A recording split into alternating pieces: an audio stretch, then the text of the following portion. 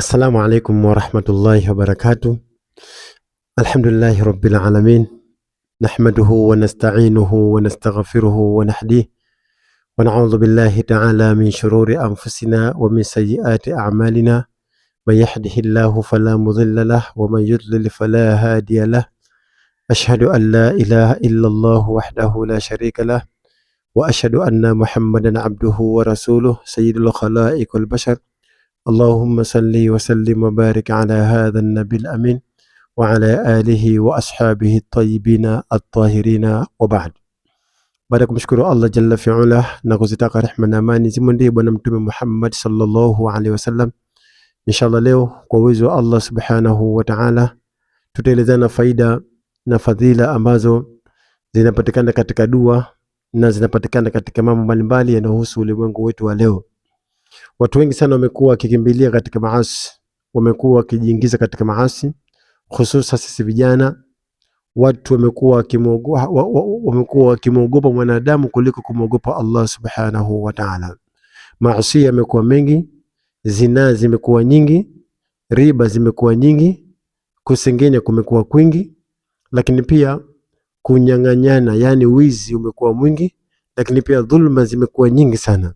Sasa mimi leo nitakupa dua ya kujiepusha na mambo hayo yote, dua ya kujiepusha na mambo machafu, dua ya kujiepusha na zina, dua ya kujiepusha na mambo ya kusengenya, dua ya kujiepusha na mambo mabaya. Kaa katika msimamo. Ndio maana kwenye Qur'ani kila siku wakati wa kuswali lazima tusome ihdinas siratal mustaqim siratal ladhina an'amta alayhim ghayril maghdubi alayhim waladdallin. Kila siku na kwa siku unasoma hiyo mara 5, kwa sababu vipindi vya swala viko vitano. Labda swala za sunna unaongezea zinafika zaidi ya 10. Kwa hiyo sasa, ikiwa umejikita katika madhambi, ikiwa unafanya madhambi maasi, na kila unavyojitahidi kutoka katika madhambi kwenye maasi kuja kwa Allah subhanahu wa ta'ala unashindwa, pengine kuna ibilisi au kuna sihri au kuna uchawi au umerogwa, uchawi ambao umefanyiwa katika mwili wako. Sasa ukitaka utoke katika maasi, ujiepushe na maasi, umombe Allah subhanahu wa ta'ala kutoe kwenye maasi, akulete katika ihdinas siratal mustaqim, basi soma dua hii mara 70 baada ya swala alfajiri kila siku. Ukimaliza kusali swala alfajiri tu, soma dua hii mara 70. Kwa uwezo wa Allah subhanahu wa ta'ala atakutoa katika maasi, atakuleta katika siratal ladhina an'amta alayhim ghayril maghdubi alayhim waladdallin. Inshallah dua hii nasema hivi: Allahumma inni as'aluka nafsan mutma'innatan tu'minu biliqa'ika wa takna'u bi'ata'ika wa tarda biqadha'ika.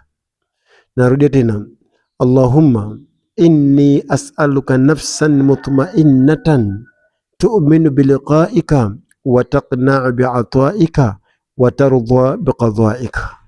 Narudia mara 3: Allahumma inni as'aluka nafsan mutma'innatan tu'minu biliqa'ika wa taqna'u bi'ata'ika wa tarda biqadha'ika. Tafsiri ya dua hii ni nini? Tafsiri nasema hivi: Allahumma, ewe Mola wangu, inni, hakika yangu mimi, as'aluka nafsa mutma'inna, na kuomba unipe nafsi iliyotulizana, tu'minu biliqa'ika, niamini ya Rabbi kupitia kukutana na wewe siku ya Kiyama, wa taqna'u, lakini pia nikinaishe, bi'ata'ika, kwa kile ulichonipa, wa tarda, lakini pia uridhike na uniridhie, biqadha'ika, kwa namna ulivyohukumu. Dua hii ukisoma kila baada ya sala alfajiri kwa idadi hiyo nilokupa, basi Allah subhanahu wa ta'ala atakutoa kwenye maasi na atakuleta katika njia ya haki. Tumombe Allah tufanye pesi, atuepushe na maasi, tuwe katika watu wa kweli, na tuwe katika njia ya haki, ili tupate radhi za Allah subhanahu wa ta'ala. Sina la ziada isipokuwa tu tukutane katika vipindi vinavyokuja mbele. Wassalamu alaikum wa rahmatullahi